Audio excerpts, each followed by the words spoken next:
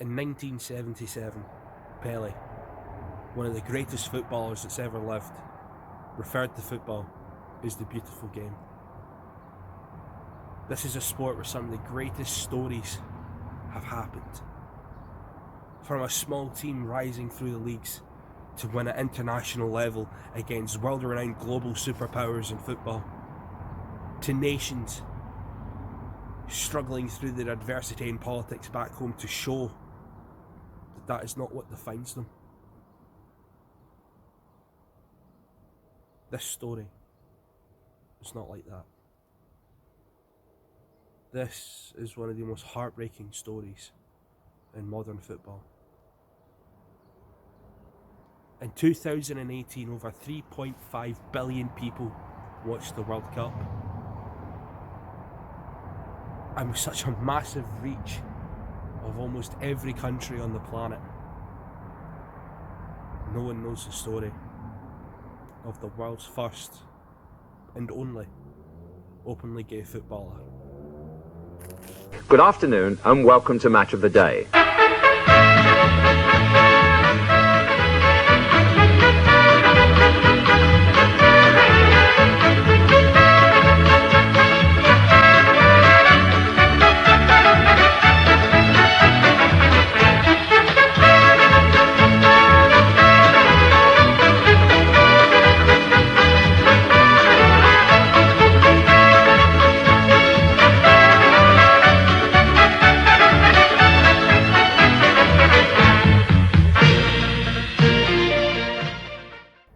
Justin and his brother John were adopted when they were young, as they were given up by their struggling mother. They were adopted by a couple from Norfolk. The two boys moved there, had a good education, made a lot of friends. Justin in school was described as a bright boy that struggled to pay attention in class, as he was always so full of energy.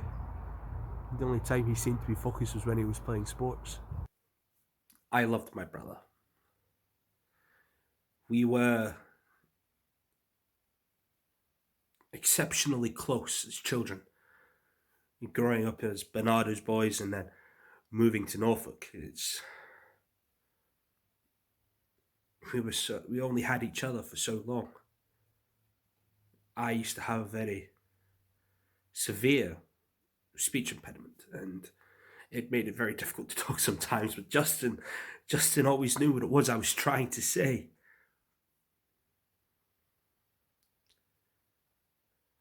I loved him. Due to this, his teachers encouraged him to pursue a career in sports. John had a flair for tennis, as well as a flair for hockey. But it wasn't until he met the chief scouts of Norwich FC, Ronnie Brooks, where he decided to pursue a career in professional football. I was the chief scout at Norwich at the time, and I remember the first time I met Justin. He was about 13 years old, and all I could see was this massive, bright future in football ahead of him. He had, at even such a young age, he had everything that you needed from a striker. He had size, he had speed, he had, well, the God-given talent. And it was that talent that made him such a challenge to deal with. See, that talent made just rather boisterous. He didn't take any stick from anyone. When he started playing, when he signed for Norwich, when he started to get more popular, he once got a parking ticket. And his way of getting out of it was say, "Tell them who I am.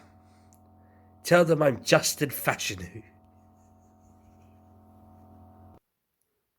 When he turned professional, I was so proud to call him my brother.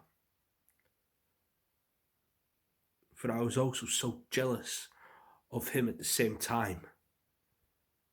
In 1978, at the tender age of just 18 years old, Justin signed his first professional contract with Norwich FC.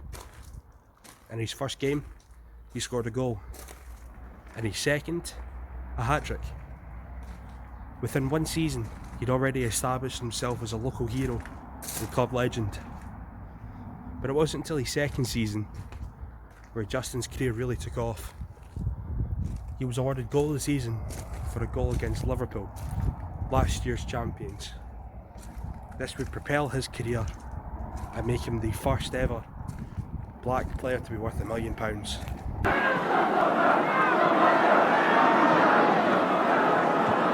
Ryan, Fashanu. Oh, what a goal! Oh, that's a magnificent goal! Didn't seem to be the room between Ray Clements' hand and the post. As the crowd applaud, surely Justin, on behalf of Match of the Day, my very great pleasure to present you with this marvellous silver salver for scoring the goal of the season. Thank you. Thanks so much. That goal was breathtaking. It really was. Justin was becoming a sort of cult hero in Norwich. Even in the early stages of his career, he was truly incredible. I remember I'd go to school and hear what he did in the game that weekend, and it left me with an overwhelming feeling of pride, knowing that he was my brother. He was like a sort of Black Panther. He could shoot on the right foot, he could shoot on the left foot, and he'd just hang in the air. And before the ball had even left his hands, you knew it was going to be a goal. I remember sometimes I'd sit in the crowd and I could feel the atmosphere that he'd create. The electricity that he radiated was magnetic. He was such a joy, and I could see children trying to be like him, shooting the way he shot, dribbling the way he dribbled. It still brings a smile to my face this day, thinking about that. After 2 seasons at Norwich, Justin decided it was time to move to a new team. After being told he was worth £1 million, he decided to move to a team that wasn't too far away from home, like Nottingham Forest. As it turns out, this would be the catalyst to Justin's downfall. To leave Norwich. He was signed by Brian Clough of Nottingham Forest. Clough was one of the more stricter and harsher managers at the time, and he was always tough on his players. He was especially tough on Justin though. When he went to Nottingham, I was extremely nervous. I knew the reputation that Brian had, and I said to Justin, I was like, you need to be careful. But he didn't care. He was making so much money, and he just wanted to live this lavish lifestyle. He was buying cars, shoes, clothes, houses. He was seeing many women. The full situation made it sickening to be near him sometimes. I remember when we'd see each other, I'd ask him for money. Not in the sense that you're thinking. I was only a child. I didn't have a job, and the only time I ate was at home. I was never hungry. It was just asking for a tenner or £5. But he'd say no. His reason was because he worked hard to get where he was, and he did. He worked extremely hard. But he'd then say, now it's your turn. Now it's your turn to work hard to get here. So keep working hard, little brother. He had a hard time adjusting to the new play style, the new training, and he struggled in his first few games. Brian felt like he had bought a flop, someone who could only score goals when they were tap-ins. I think Justin struggled at Nottingham. He went from the lovely Norwich to a team that, if he made a mistake, would tell him to forget about it, move forward, keep going. While at Nottingham, he was alone. He had no support, and any mistake he made was hung around his neck in shame. He was offered no support. It was in 1980 when Justin first started to experiment with his sexuality. He'd go to gay clubs, bars with his then girlfriend, but then he started to go alone. My most immediate memory of Justin was just how attractive he was. He was an incredibly handsome bloke with a beautiful warm smile about him and a fantastic energy. He came into the club a few times with his then girlfriend Julie. But it wasn't until he started coming to the clubs on his own that I really started to suspect anything. When he came here for the 10th time, that's when I realised, and that's when I knew that he was gay. And I suggested he should become a member of the club. Justin was going to these clubs. He became irate. And it was a stain in an otherwise brilliant career. He told Justin, either stop going to these clubs or you could find a new team. Just before the end of the season, Justin was sold. After leaving Nottingham, Justin would spend the better part of a decade moving from team to team, never really finding a home. Due to his personal preference, is how it was phrased. No team wanted to sign him long term for fear of backlash from the public. During this decade, Justin developed a knee injury. He would move to America to find a surgery that could potentially turn his career around. Justin developed a knee injury in his time playing for different teams. It started off something small as a stud in the knee, but over time it got worse, and he spent a lot of money going to doctors to find remedies. He ended up going to America to get a magical surgery that would fix all his problems. In 1990, Justin was told that the Sun newspaper was going to be writing a story about his sexuality and exposing him. Panicked, he phoned Eddie Hall. I was woken up by a desperate and panicked Justin at stupid o'clock in the morning, really. He said he was about to be exposed by the papers. He was desperate for money, so I phoned up a friend of mine and said he'd come in and tell them about him being gay, and he'd expose all the footballers and MPs. The day before the story broke, Justin plucked up the courage to call me. And he said, look, I'm gay. I'm a homosexual. And I'm going to release a story. I'm going to release it to the Sun. It's going to be big.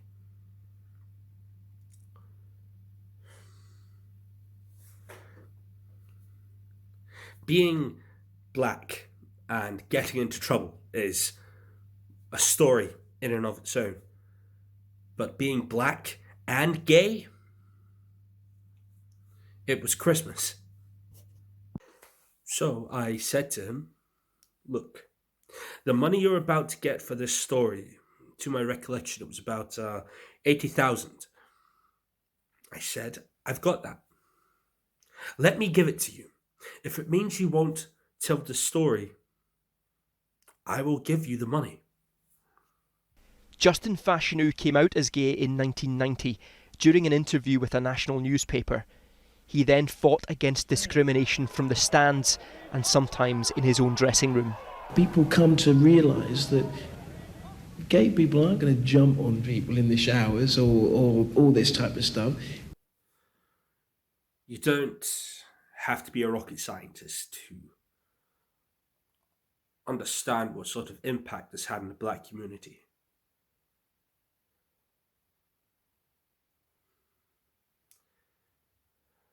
In my own selfish way, I was embarrassed.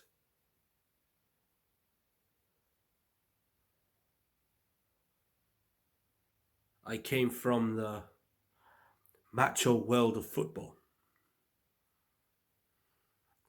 I was black in what was a sport dominated by white people. I was alone. And it made me angry that I was left alone by none other than my own brother.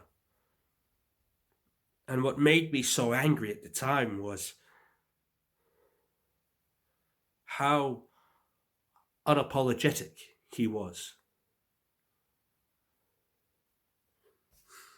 In March of 1998, a 17-year-old boy accused Justin of sexually assaulting him after a night of drinking. He claimed that the sex was not consensual, as acts of homosexuality were illegal in Maryland at the time. Police questioned Fashanu a few weeks later about it, but did not remand him in custody. A few weeks passed, and a warrant went out for his arrest on charges of first-degree sexual assault and first and second degrees in assault. When they arrived at his home, they found that he'd already fled to England. While in England, Justin spent time at a monastery in Leicester. And a day later, he broke into an abandoned shed in Shoreditch, where he was then found dead.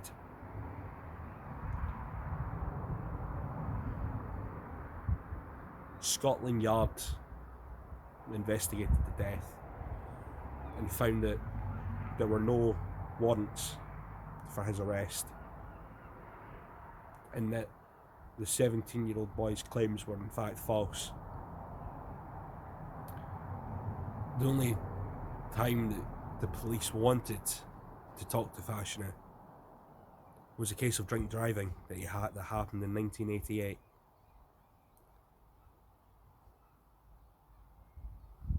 No one knows how Justin found out that he was wanted for arrest. Maybe he thought that it was going to happen regardless.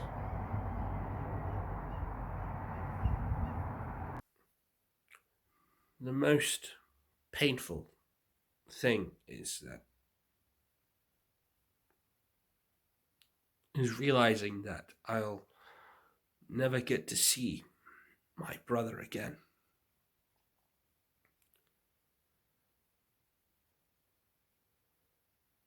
No matter how close or far away we were, knowing that I'll never see him again hurts.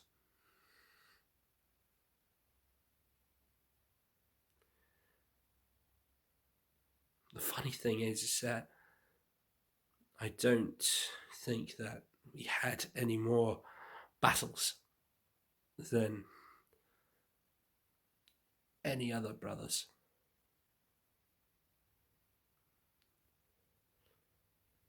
In most families, it's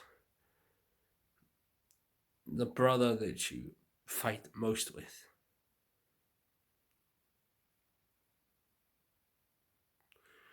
It's the brother that you love the most.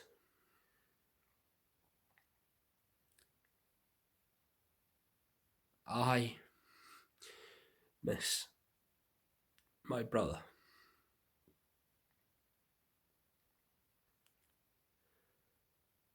And I hate the way that he died alone.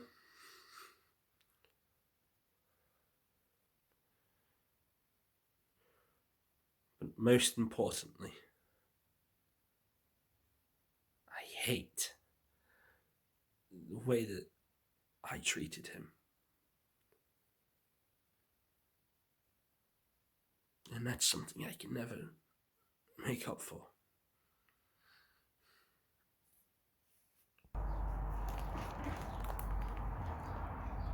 Before I read this next part, I would like to say that these are Justin's final words. If you don't want to listen to them, or if they will bring back painful memories, please do mute for the next few moments.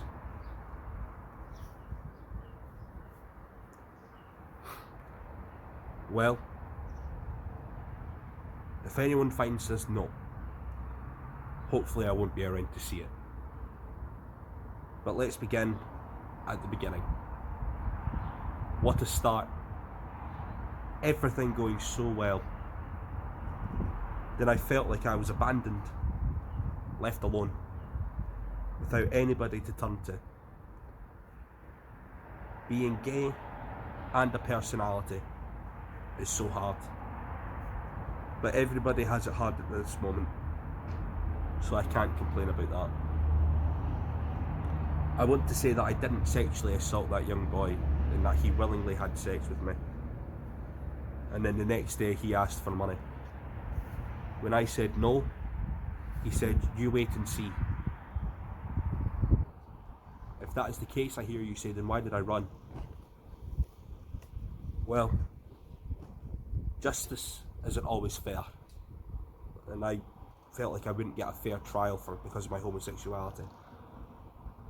Silly thing, really. Do you know what happens when you panic? The blood is from my wrists, cut because I want to die rather than put my friends and family through any more unhappiness. I wish that I was a better son, brother, uncle, and friend. I tried my best. This seems to be a really hard world. I hope that Jesus I love will welcome me home, and I will at last find peace.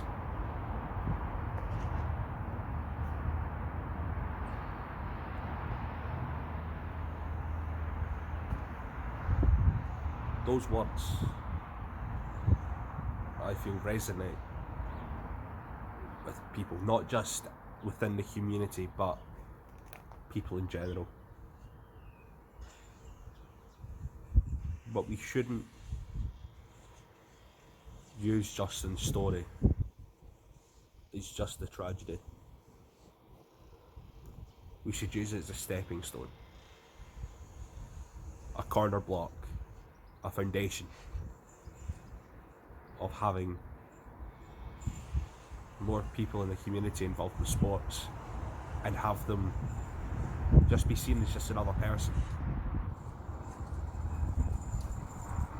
Justin is an inspiration to those that have came out under in sport. Nicola Adams, first ever woman to represent Britain at the Olympics in boxing, was in an openly gay relationship with a woman. Nigel Owens, one of the most well-known people in the world of rugby, commands the respect of guys 3-4 times his size. Just this past year, a man named Orlando Cruz became the first ever middleweight championship contender in boxing to be openly gay. He lost that fight, unfortunately, but it's only one he's lost. And there are so many more. Justin's story is a tragedy, but it brings us one step closer to things being better. Thank you.